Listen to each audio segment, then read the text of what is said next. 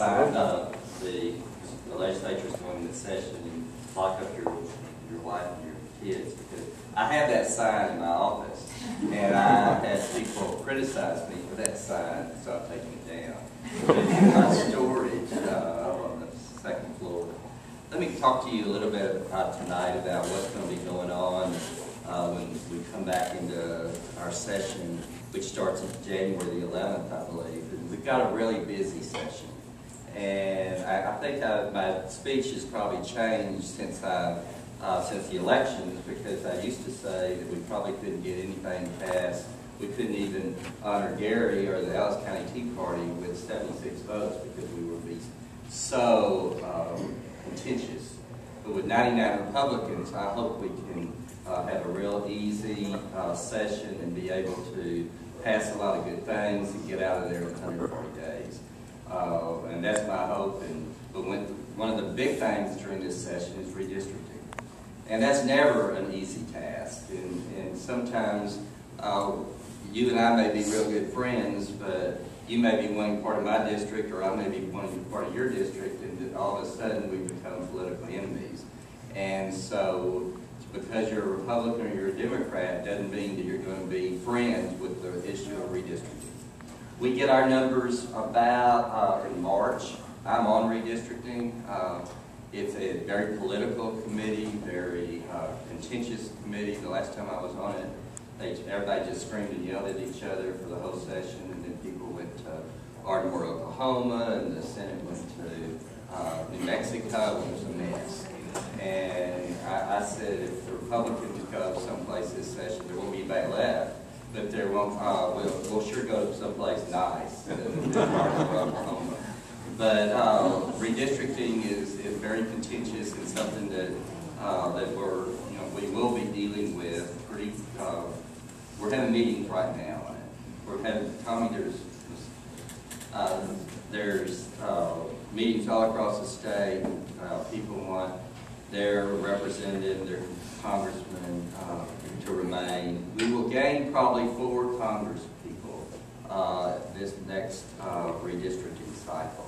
And so that'll be exciting. In this area, north of Dallas, surely we'll get one. The Valley will probably get one. And, it'll be interesting to see how that plays out. But we won't know all of that until after we get our numbers. But not only do we have the redistricting, as many of you have seen in the newspaper, Debbie Riddle, a legislator from Houston area, spent the night in the chamber to be able to file immigration bills. We will pass a voter ID bill and send it over to the Senate this next session. We will pass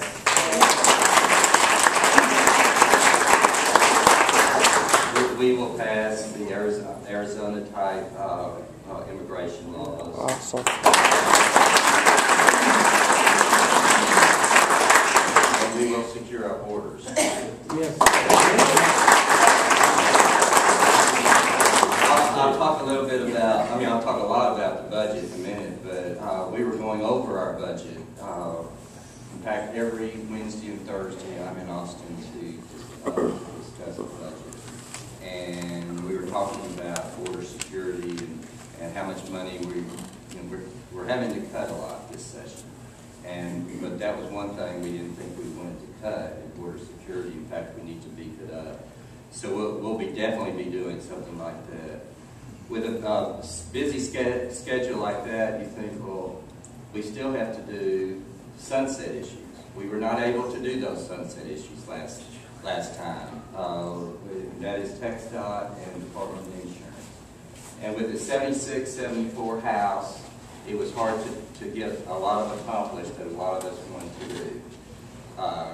The State Board of Insurance is always contentious. Our insurance rates are a hot item, and we were not able to get that bill passed. And TxDOT is what we say is an agency we all love to hate, because sometimes we think they can be arrogant.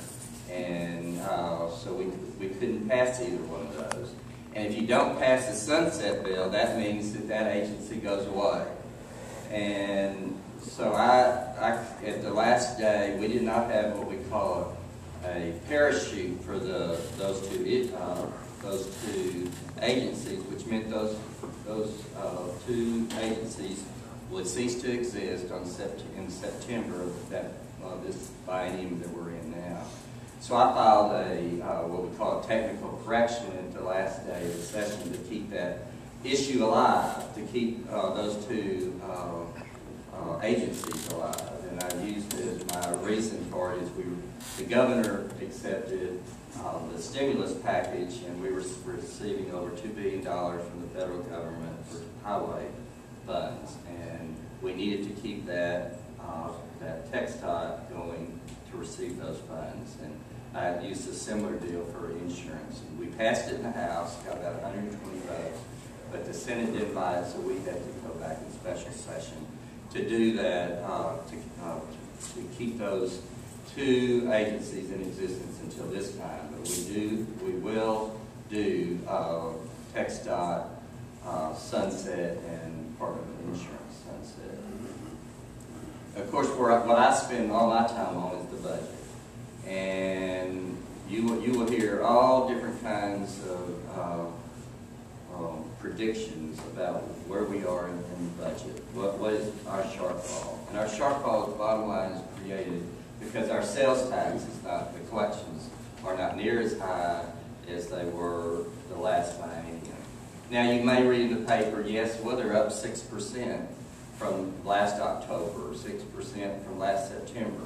So 6% of nothing is not a whole lot. And frankly, that's the problem is that our sales tax collection is not is still pretty poor. And we probably will have between a $15 and $28 billion budget shortfall.